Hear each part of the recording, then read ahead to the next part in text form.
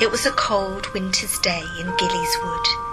The sky was blue, the air was still, and the 3 storms of February were far, far away.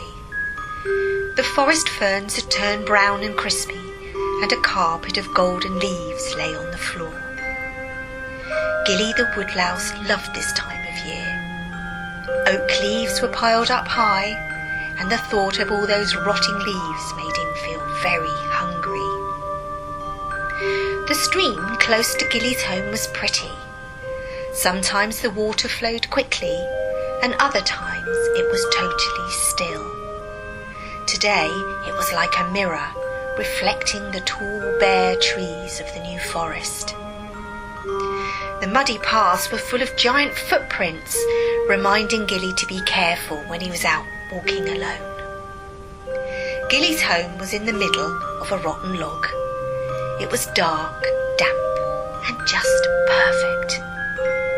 Things weren't perfect, though. He had a lot on his mind and was getting ready to speak to his colony. Everyone knew that when Gilly prepared a speech, he had something very important to say. The love of his life, Cheesy Lou, listened to him as he practiced reading aloud.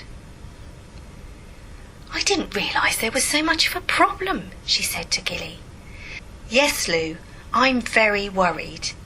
It seems the whole woodlouse colony has been on a diet since January." "Oh no," cried Lou. "That's not good. I had no idea." "It's not like we're humans, Lou. If we diet, we risk the future of the forest."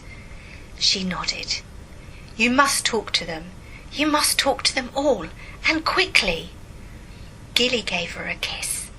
"Don't worry, I'm speaking on the stump tonight."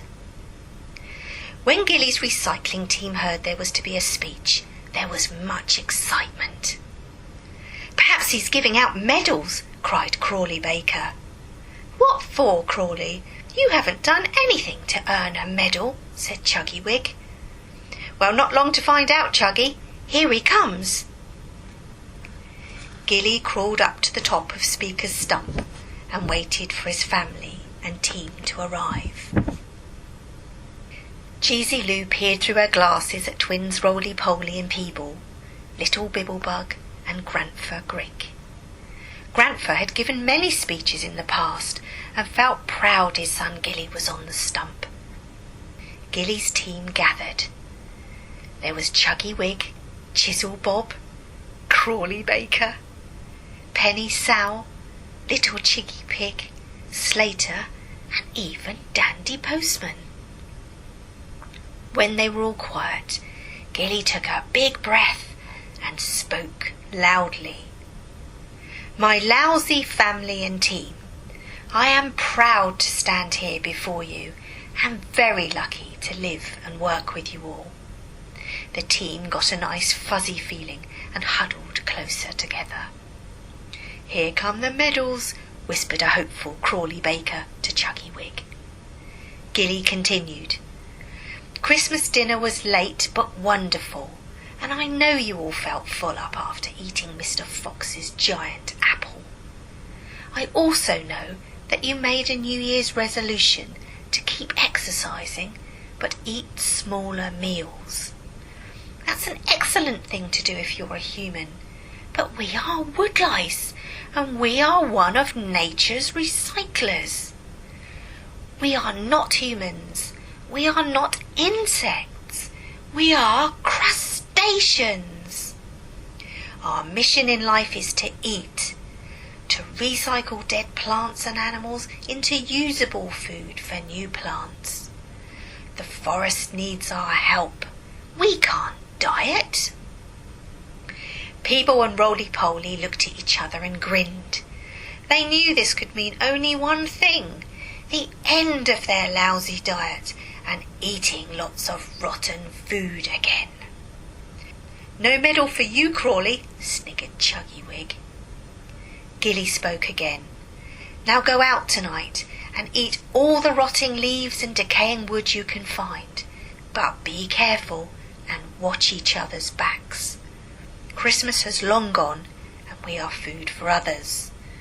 Bon appetit! Enjoy your food. Cheesy Lou winked at Gilly, as she knew he'd been learning to speak French. There was a round of applause as the woodlice stamped their 14 feet on the ground. Granfer Grig smiled at Gilly, who had motivated everyone to eat again. "Come on, Roly Poly, come on, Peaball," said Granfer. "You're never too old to do your bit." Cheesy Lou watched the woodlice head into the forest, and then took Bibblebug back to the safety of the dark, damp, frilly log. His time would come. Granfer, Roly Poly and Peaball started nibbling the decaying leaves on the ground. Munch, munch, munch. They ate the rotting wood of trees that had fallen in storms. Munch, munch, munch. They ate the decaying fungus and dead plants. Munch, munch, munch. "Ooh," said Roly Poly, looking worried. "I'm getting so fat I can hardly breathe." "I feel the same," said Peaball. "Granfer, have we eaten too much?" At that moment, Roly Poly's suit of armour began to split in half, right down the middle. "What's happening?" he cried. "Mine's splitting too," shouted Peaball. "Don't worry," said Granfer. "You've done well. You've outgrown your suit of armour, and a larger one is underneath. You'll soon feel more comfortable." The eyes of a watching deer popped out as it watched first the back half, then the front of Peaball's armour fall to the ground. "Ah, that feels wonderful," said Peaball. "It doesn't feel tight anymore, and I have room to eat again." "Me too," said Roly Poly. "Now for the really good bit," said Granfer, laughing. "We don't waste anything at all. There's goodness in your old suit of armour. Tuck in." The deer fainted as Peaball and Roly Poly raced each other to finish their new disgusting dish. "What fun it is to be a woodlouse," Peaball shouted. With daylight not far away, and the twins keen to show Gilly and Cheesy Lou how grown up they were, they headed home. Gilly was on his way back too, and looking forward to a nice family huddle in the log. "Wow, you two look amazing," Gilly said. "You've eaten well, and I'm so proud of you. The whole colony has eaten well tonight, and the goodness is in the soil, feeding the new plants." "Let's go inside now," Cheesy Lou said warmly, as Granfer and Bibblebug are waiting for their hug. "Yes, let's," they replied, following her into the centre of the log. At that moment the deer returned and stood outside, listening curiously.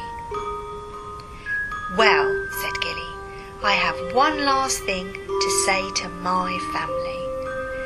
New Year is always a good time to turn over a new leaf, especially if it's a rotten one." Gilly started laughing, which set Granfer laughing, and Cheesy Lou, well, she just laughed at them both. Shortly after, it all went quiet. The deer shook its head and stood there quietly giggling, not at Gilly's joke, but because its cloven hooves were being tickled by the awakening forest.